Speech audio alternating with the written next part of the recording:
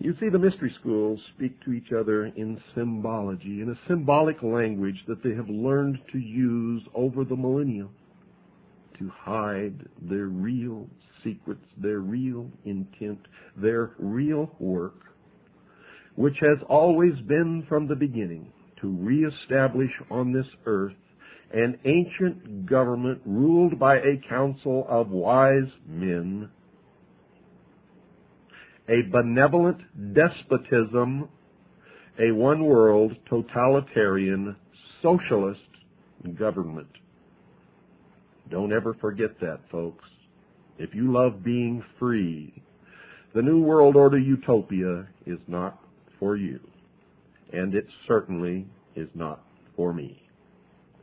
Continuing now from the book entitled Fundamental Laws, the publication of a report of the 68th Convocation of the Rose Cross Order, during which they admit the existence of the Illuminati, they admit the existence of the Order, they admit the existence of the Brotherhood, they admit that all of these secret organizations, including Freemasonry, are all the same organization, all working toward the same goal. An incredible admission printed in their own publication, a hardbound book found up on a dusty shelf way back in the rear corner of an old used bookstore. Quoting again from the book, the American constellation of 13 stars set in the form of a double triangle was foretold by Merlin of King Arthur's court, and the philosophy of the Holy Grail and of Egypt's glory and Solomon's temple has been the day star of every great American statesman from Washington to Abraham Lincoln. Now, if you've been listening to this program, you know the day star is a reference to Lucifer, the light bringer, the angel of light, the morning star, also known as the son of the morning. After the ceremonies in the grove, there was given in the dining room of Beverly Hall at midnight a feast of the gods, at which neither meat nor spices formed part of the menu, but only fruits, nuts, and other products of sun-kissed foods. And that should tell you something about sun-kissed oranges. The conclusion of the rites was held at sunrise in the grove with a musical communion service at which nectar of roses distilled from the 30,000 roses blooming each June upon the lawns at Beverly Hall was served as emblematic of the wine of the soul, and for this service the rose bushes were planted several years ago. This is also from the book, folks. I wish that all the readers of this book might have been present at the preparation, at the building, and at the dedication of this ancient magic circle. Or I wish that I might be able to give a detailed description of these sublime ceremonies in this book. However, I cannot do this here, though I hope that in some future work I will be able to do so. Sufficient be it to say that when the stone, made out of cement by one of the brothers, was nearly finished, the dedication took place, and the emblems placed in the stone itself before it was completed were the American Beauty Rose in full bloom. This as a representation or symbol of the soul that has reached full illumination. The Mystic Ring. This was a solid gold ring belonging to one of the members present, upon which had been engraved the cross and the pentagram. All members of the Magi will know what this symbol stands for. The ring itself, as is known to the Magi, is a protecting agent against all evil or malignant influences when worn during any ceremonial or developing work. And the true magic mirror. This is an emblem of the soul, which when fully developed will act as a mirror to the universe, wherein may be wisdom and truth. Lastly, a complete copy of the private textbook entitled, quote, Ritualistic Occultism, unquote, which contains the ceremonies as made use of by the Magi. And 4 of these ceremonials were made use of by 4 of the Magi in the dedication of the magic circle. When all of this had taken place, the stone was completed, and then later in the day the characters were engraved upon the stone by the brother who had completed the stone. Of the midnight feast to the gods, and of the morning services which took place in the grove, it is not lawful for me to speak at this time. But it is my sincere prayer that all who are enrolled in the sacred schools may someday be present with us and witness these sublime ceremonies, especially as they are conferred in the spring of the year. In the spring of the year. Arrangements were made by the delegates present through voluntary contributions to either buy another large grove, or if that is found impracticable, to build a much larger hall in the Grove of Osiris, so that advanced ceremonies may be held the coming spring at the 69th convocation of the Rose Cross Order. Now I'm going to reveal something to you that I have never told you before on this program. I've been working up to it, and now is the time to tell you before I read from the next section of this book. For then you will understand what has been happening in the last 50 years and what is happening now. It was Harry Truman, a 33rd degree Freemason, who signed the United Nations Treaty, who pushed through and signed the United Nations Participation Act. It was also Harry Truman, a 33rd degree Freemason, operating in concert with Wild Bill Donovan, the head of the OSS, a member of the Sovereign and Military Order of the Knights of Malta and of the Order of the Knights Templar, who created the National Security Act, pushed it through Congress. Harry Truman signed it. It created the umbrella of national security, a curtain of secrecy.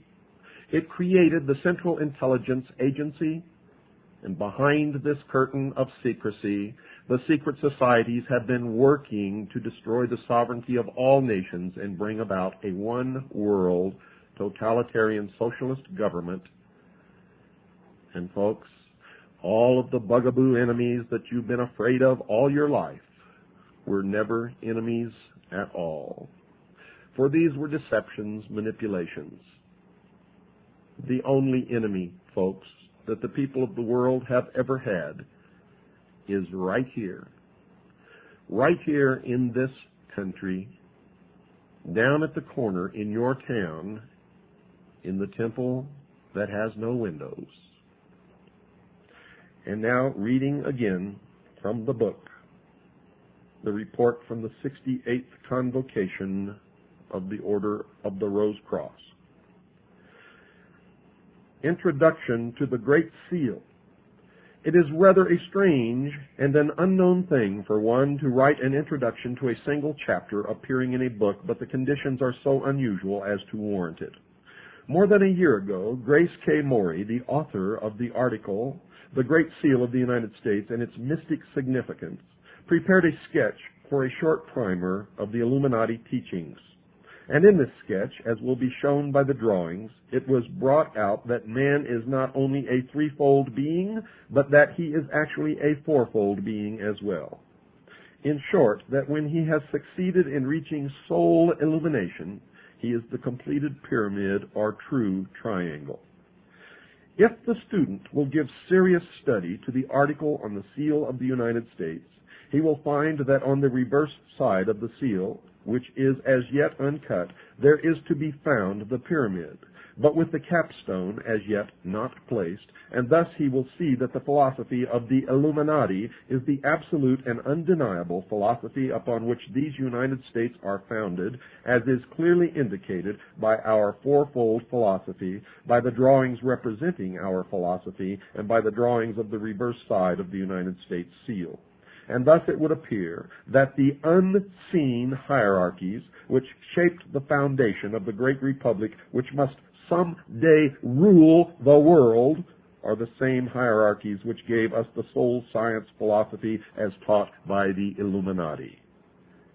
And now you know why what has happened in this country has happened, and you now know why what is happening today is happening, and you now know why on the reverse of the Great Seal of the United States are the words Novus Ordo Seclorum, which literally translated means the new order of the ages, also known, ladies and gentlemen, as the New World Order. But I won't let you rest with that shock. Listen to this, dear listeners. Hold on to your chairs, because the incredible admission that is coming to you right out of the pages of this book is going to knock you flat. Reading again from the book. And thus, it would appear that the unseen hierarchies which shape the foundation of the great republic which must someday rule the world are the same hierarchies which gave us the soul science philosophy as taught by the Illuminati. And now let us look into the future, not far, but just beyond the line. We find that scholars condemn the design of the reverse side of the United States seal, that it has never been cut but has remained hidden as though it were something to be ashamed of. However, though this appears the truth, it is not the truth. The reason why it has never been cut is because the time is not yet, as the capstone has not yet been set. And what is this capstone? My reader, prepare for a shock. When Atlantis ruled the world, that which is now America was connected with Egypt by what is now Mexico, and in Mexico and the territory of Yucatan, there is a pyramid in which the fire philosophers worshipped God as divine fire and life in like manner as did the initiates of Egypt, for the two were then one. America is not complete and will not be complete, cannot be complete until Mexico is again part of America as she was in the long ago. And when Mexico is once again a part of the United States, then will the capstone have been set on the pyramid, and the reverse side of the United States seal will be cut. Thus you will see that the Soul Science Primer with its drawings is but the beginning of the article concerning the seal of the United States, while the article on body, mind, spirit, and soul is the final thereof. May it not be long until the Holy Pyramid shall be completed, and may it be completed without the shedding of blood. Lovingly given, R. Swinburne Clymer, Beverly Hall, Quakertown, Pennsylvania, July 6, 1916. And now you know the final truth, ladies and gentlemen. Now you know the purpose of the free trade agreements.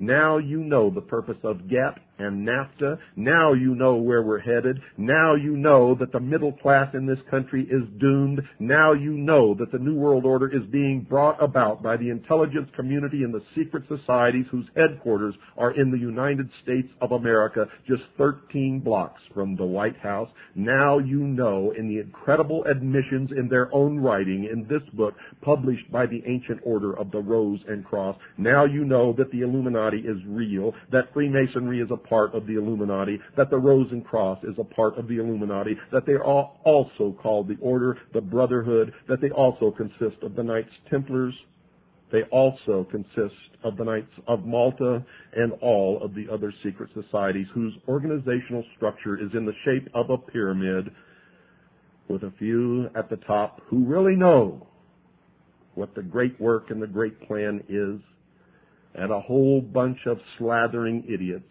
thirsting after the secrets on the bottom who will never, ever know anything. Are the cockroaches scattering? If this broadcast doesn't do it, nothing will. If this doesn't wake you up, ladies and gentlemen, nothing will. If you don't understand now the 18 hours of the series that I've aired on the mystery schools, you will never understand it now or in the future. If you don't know where we're headed now, then you never will. If you are not concerned now, then you have already placed the chains upon your ankles and you have already watched freedom fly. If this broadcast does not do it, nothing will. This is the last voice of freedom. This is the only revelatory media source in the world today. The hour of the time is the only outlet for truth left upon this earth. Ladies and gentlemen, what you have heard tonight is the final parting of the curtain. It is the opening of the last door that was to be opened. It is the final understanding of where we have been, where we are at, and where we are going. It is the light. It is the illumination in the darkest corners. You are looking at the forbidden fruit. You have heard tonight what you were never to hear, what has been forbidden for thousands of years. You now know what the great work is. You now know who is bringing it about. You too can find this book if you search hard enough in the incredible admissions that are contained within it. Will give you the ammunition and the armor to march out here on the battlefield with me and many others who are trying to stop what is coming. Remember what Mr. Swinburne said at the end of his article, and I'll read that to you again. May it not be long until the Holy Pyramid shall be completed, and may it be completed without the shedding of blood. Lovingly given, R. Swinburne, Clymer, Beverly Hall, Quakertown, Pennsylvania, July 6th, 1916. And I am telling you now, their goal is to destroy all other religions save theirs, destroy all existing nation states save theirs, and shackle the mob, and that is you. Good night, dear listeners, and God bless you all.